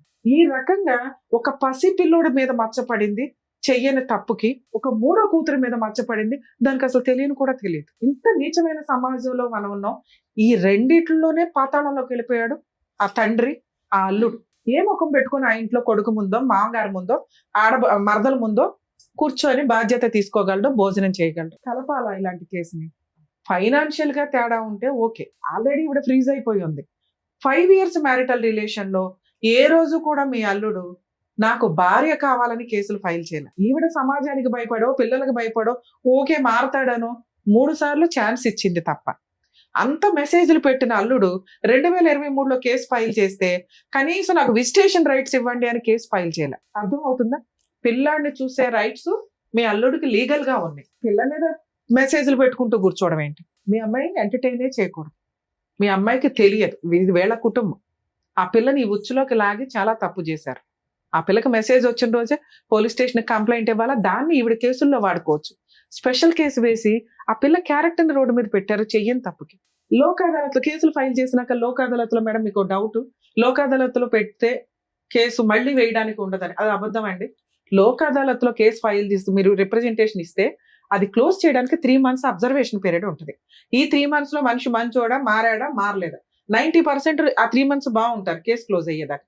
వన్స్ కేసు క్లోజ్ అయినాక మళ్ళీ ఏదైనా నీకు హెరాస్మెంట్ వచ్చింది అనుకో, ఆ పాతది ఈ నమ్మక ద్రోహం ప్రెజెంట్ జరిగింది, మళ్ళీ కేసు వేసుకునే రైట్స్ మీకు ఉన్నాయి. ఇది తెలుసుకోండి. కాకపోతే కాపురాలు నిలబెట్టడం కోసమని కౌన్సిలింగ్లు ఇవన్నీ నడుస్తూ ఉంటే అవి ఒకవేళ మీకు నచ్చి ఓకే భర్తతో ఉండాలి అనుకుంటే లోక్ అదాలత్లో మీరు కేసు క్లోజ్ చేసుకున్నా మీకు వచ్చిన లాస్ లేదు, మళ్ళీ కేసు వేసుకునే రైట్స్ ఉన్నాయి. మరి మీకు ఎవరు చెప్పారో నాకు అర్థం కాల, అది లీగల్ గా అబద్ధం. ఆ కేసు వేస్ట్ అయిపోద్దేమో, ఫ్రెష్ కేసు ఇంకొంచెం పాయింట్లతో యాడ్ అవుతుంది కదా. అర్థం అవుతుందా? 2 ఇక ఈ పాయింట్స్ లో మాట్లాడితే ఫైనాన్షియల్ అడ్డంగా ప్రాపర్ ఎవిడెన్స్ ఉంది నీ దగ్గర. మీరు చేయాల్సిన పని ఏంటంటే డొమెస్టిక్ వైలెన్స్ కేసు ఏదైతే వేశారో దాంట్లో ఇంటీరియర్ మెయింటెనెన్స్ పిటిషన్ ఎమర్జెన్సీగా వేయండి. అది పిటిషన్ వేసిన దగ్గర నుంచి క్యాలిక్యులేషన్ మెయింటెనెన్స్ ఆర్డర్ అవుతుంది బాబుకి. మీరు జాబ్ చేస్తున్నారు కాబట్టి మీకు మెయింటెనెన్స్ రాదు, బాబు కోసం మెయింటెనెన్స్ ఫైల్ చేయండి. అది ఎంత అర్జెంటుగా వేయగలిగితే అంత. సార్ మీకు ఇప్పుడు ఒక క్లారిటీ ఉండాలి. డైవర్స్ గురించి నేను ఇక్కడ మాట్లాడట్లేదండి, అతన్ని అలా ఉండనివ్వండి. దయచేసి ఇంటికి ఎంటర్టైన్ చేయొద్దు. ఓ 2 years 3 years లీగల్ గా తిరగనివ్వండి. మ్యూచువల్ డైవర్స్కి వస్తాడా, కాంపెన్సేషన్ మొత్తం రూపాయితో సహా డివిసి యాక్ట్ ద్వారా వసూలు చేసుకునే రైట్స్ నీకున్నాయి. మ్యూచువల్ గా వస్తే పిల్లోడికి ఏమి ఇస్తాడో నీవేంటి, ఇవి మాట్లాడుకుని మ్యూచువల్కి వెళ్ళండి. లేదు నా భార్య కావాలి అంటే దానికోసం ఆయన ఏం ప్రయత్నాలు చేశాడు, ఈ పాప ప్రక్షాళన ఎలా చేసుకున్నాడు, కొంచెం టైం ఇద్దాం. నిజంగా భార్య కావాలి అంటే ముందు మామగారు కాళ్ళు పట్టుకోవాలా, ఎందుకంటే నీచమైన మాటలు మాట్లాడేసావు. మరదల కాళ్ళు పట్టుకోవాలా, దారుణమైన మెసేజ్లు పెట్టావు. అవి 2 చేసిన రోజున ఈ అమ్మాయి కౌన్సిలింగ్ ఇద్దాం. ముందు నమ్మాలి భర్తని. నువ్వు ఆ ముఖం పెట్టుకుని ఆ ఇంట్లో తిరగగలిగితే, ఆ అమ్మాయి నమ్మితే, సారో మేము కౌన్సిలింగ్ ఇవ్వడానికి ఒక్క సెకండ్ కూడా ఆలోచించాం సార్, ఎందుకంటే మా ఉద్దేశమే కాపురాలు నిలబెట్టడం. లేదా కోర్టుల చుట్టూ సంవత్సరాల తర్వాత తిరగకుండా నాన్న ఇట్లా డెసిషన్ తీసుకోండి, ఇలా వెళ్ళండి, ఇలా చెయ్యండి అని. ఇక్కడ మీకు మేము ఇవ్వగలిగే సజెషన్, ఆ అబ్బాయితో ఇప్పుడే కౌన్సిలింగ్ వద్దు, ఇప్పుడే పంచాయతీ వద్దు, ఇప్పుడే సెటిల్మెంట్ వద్దు. ముందు మీ హక్కులు ఏంటి, మీకున్న పవర్స్ ఏంటో తెలియచేయండి. డివిసి యాక్ట్ లో ఇప్పుడు నాకు స్టేట్మెంట్ ఇచ్చారు కదా, ఇవన్నీ రూపాయితో సహా వడ్డీ వసూలు చేసుకునే రైట్స్ నీకున్నాయి. ఎరియర్స్ అంటే వీటిలన్నిటిని కూడా మీరు ఇప్పుడు దాకా పెట్టిన మొత్తం కూడా దీనికి తగ్గ పనిష్మెంట్ పడుతుంది. ఇంటీరియర్ మెయింటెనెన్స్ ఎంత అర్జెంటుగా అయితే అంత అర్జెంటుగా వేయండి. ఒక డివిసి కేసు ఒక 5 కేసులతో సమానం. 100% మీరు గెలిచే కేసు. మీ దగ్గర ఉన్న ఎవిడెన్స్. మీరు క్రూయాలిటీ ప్రూవ్ చేయలేకపోవచ్చు, కానీ 498 కేసులో డౌరీ ప్రూవ్ చేయగలుగుతారు. అడిషనల్ డౌరీ హెరాస్మెంట్ మీకు ఆల్రెడీ ఆ సెక్షన్ ఇంక్లూడ్ అయింది. సెక్సువల్ అబ్యూజ్ ప్రూవ్ చేయగలుగుతారు. వాట్సాప్ ఆ మెసేజ్ ఉంది, దాంట్లో వాడేసుకుంటే సరిపోయిందనా. థర్డ్ పిల్లని మనం రోడ్డు మీద పెట్టామని నా బాధ, కానీ నడవనివ్వండి, ఆల్రెడీ మీరు పెట్టేశారు కదా. వేయడానికి ముందు నాతో మాట్లాడుంటే నిలబడతలేరు కదా అందు గురించి. సార్ నిలబడడం కాదు, ఎంత న్యాయమో అంతే. ఆల్రెడీ పిల్ల ఇంకా కాపురం చేస్తే జీవితకాలం అయిపోయేది. 498 ఎందుకు నిలబడాలా? చాలు, ఒక 5 ఏళ్ళు నరకం పడతారు కదా, ఆడికి అది పనిష్మెంట్ చాలు. డొమెస్టిక్ వైలెన్స్ యాక్ట్ ప్రకారం మనకు రావాల్సింది రూపాయితో సహా రావాలి, పిల్లోడికి మెయింటెనెన్స్ రావాలి, కాంపెన్సేషన్ రా, ఇది చాలు. వాళ్ళు ఉరేసేయాలా? ఆయన చంపేస్తానంటాడు, ప్రయత్నాలు చేస్తాడు, కొడతాడు, ఫైనాన్షియల్ గా వాడేసుకుంటాడు కాబట్టి అమ్మాయి వెక్స్ అయిపోయి డమ్ గా కూర్చుంది. ఏం చెప్పాలో అమ్మాయికి అర్థం కావట్లే. అందుకనే టైం తీసుకోండి అని చెప్తాను. 2 years 3 years మనకి ఇప్పుడు డైవర్స్ తో అర్జెన్సీ లేదు. పసిపిల్లోడు ఉన్నాడు, తన ఇల్లు కొనుక్కొని తన కాళ్ళ మీద తను నిలబడుతుంది. ఇక్కడ ఏ మగాడు అవసరం ఆవిడకి లేదు. అవసరం ఉన్న రోజు ఆవిడ కాళ్ళ దగ్గరికి వస్తే ఇందాక నేను చెప్పిన 2 జరిగితే అప్పుడు కౌన్సిలింగ్ కోసం ఆలోచించండి. జరగలేదా ఆ అమ్మాయికి ఓటేయండి. ఆవిడ లైఫ్ ఆవిడ చూసుకోవడం ఆవిడకి తెలుసు. ఇక్కడ మీ మీద మచ్చపడుతుందా, సమాజం ఏమనుకుంటుందని తొక్కులో విషయాలు పక్కన పెట్టండి. ఆ 3వ పిల్లకి ఏ రకంగా గౌరవంగా 2వ అమ్మాయిని పంపించారో అలా పంపించడం మీ బాధ్యత. ఎవరు ఏమనుకుంటున్నారు అనేది పక్కన పెట్టేయండి సార్. పైన దేవుడు ఉంటారు, చూసుకుంటారు. నీచంగా మాట్లాడిన వాళ్ళ ఆలోచన విధానం రేపు ఉదయం 2nd మ్యారేజ్ చేసుకుని అలాగే దరిద్రంగా ఉంటది, లేదా దానికి తగ్గ ఫలితం పడుతుంది. నాన్న మీరు పర్ఫెక్ట్ గా ఉన్నారు, మీ క్యారెక్టర్ బాగుంది, కానీ ఫస్ట్ లోనే డ్యామేజ్ అయిపోయింది మ్యారిటల్ రిలేషన్. ఆ ఫైనాన్షియల్ నువ్వు పట్టుకుంటే స్ట్రాంగ్ గా పట్టుకోవాలా, లేకపోతే వదిలేస్తే పూర్తిగా వదిలేయాలి. పట్టుకుంటూనే వాళ్ళు లాక్కునేలాగా చేసుకున్నావు. దానివల్ల నీకు ఇక్కడ నెగిటివ్ ఇంపాక్ట్ పడిపోయింది భర్త మీద, కుటుంబం మీద. అతను అట్లాంటోడే. ఆ రోజుల్లోనే ఇందాక సార్ చెప్పినట్టు పర్ఫెక్ట్ కౌన్సిలింగ్ వెళ్ళుంటే మీ మైనస్లు ఈ రోజున మొఖాలు చూసుకోకూడదు అనే స్టేజ్ లో ఉండదు. మీ కుటుంబంలో ఈ రోజు మీ హస్బెండ్ కూర్చొని మాట్లాడే పొజిషన్ కాదు. అర్థమవుతుంది, వాడు జీవితకాలం గిల్టీగానే ఉంటాడు. సో అది వర్కౌట్ అవ్వదు. అది వర్కౌట్ అవ్వాలి అంటే ఇందాక నేను చెప్పిన 2 జరగాలి. ఇలాంటి కేసుల్లో ప్లీజ్ మా రిక్వెస్ట్ అండి, కాపురాలు నిలబెట్టుకోవడానికి ఫ్యామిలీ కౌన్సిలింగ్ కి స్టార్టింగ్ లోనే వెళ్ళండి. మొహమాటమే లేదు. మీకు మీరే కరెక్ట్, అవతల వాళ్ళు కరెక్టే. ఒక్కసారి అవతల వాళ్ళ పాత్రలోకి వెళ్ళి తెలిస్తే కూర్చుంటే మీకు అర్థం అవుతుంది వాళ్ళు ఎంతవరకు కరెక్ట్ అని. అబ్బాయి మన అబ్బాయి, కూతురు మన అమ్మాయి అనుకుంటే ఆటోమేటిక్ గా కోడల వైపు మిస్టేక్స్ ఏంటో అత్తమామలకు అర్థమవుతాయి. మీ కూతురే కష్టపడుతున్నట్టు కాదు, కోడలు కూడా ఇంకోళ్ళకు కూతురే. అలాగే కొడుకు ఎట్లా కష్టపడుతున్నాడో అల్లుడు కూడా అంతే. దయచేసి కాపురాలు నాశనం చేసుకోకుండా ముందుగానే ఫ్యామిలీ కౌన్సిలింగ్కి వెళ్తే 90% కేసులు పర్ఫెక్ట్ గా నిలబడతాయని నా ఉద్దేశం. అందుకే సుప్రీంకోర్టు, జ్యుడిషియరీ కోట్లు ఖర్చు పెట్టి కౌన్సిలింగ్స్, 498లో కౌన్సిలింగ్స్, డీవీసీలో కౌన్సిలింగ్స్, లోక్ అదాలత్లో కౌన్సిలింగ్స్, ఎవరే ఎక్కడ ప్రతి చోట ఇట్లాంటి వాళ్ళు కూర్చొని మాట్లాడాలంటే కుదరదుగా. ప్లీజ్ ఒకవేళ అక్కడ మీకు కుదరకపోతే ఇంకో చోటుకి వెళ్ళి పర్ఫెక్ట్ వ్యక్తుల దగ్గర ఫ్యామిలీ కౌన్సిలింగ్ తీసుకోవడానికి 100% ప్రయత్నించండి. ఎందుకంటే మీకు పుట్టిన పిల్లలు అనాథల్లాగా బతుకుతున్నారు సమాజంలో. ఆ పాపం మీదే.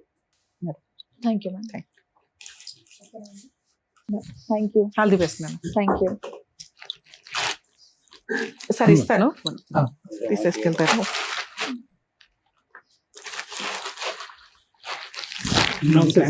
థ్యాంక్ యూ అండి. Thank you. Thank you so much sir. Thank you so much madam. మరో కథతో మళ్ళీ కలుద్దాం.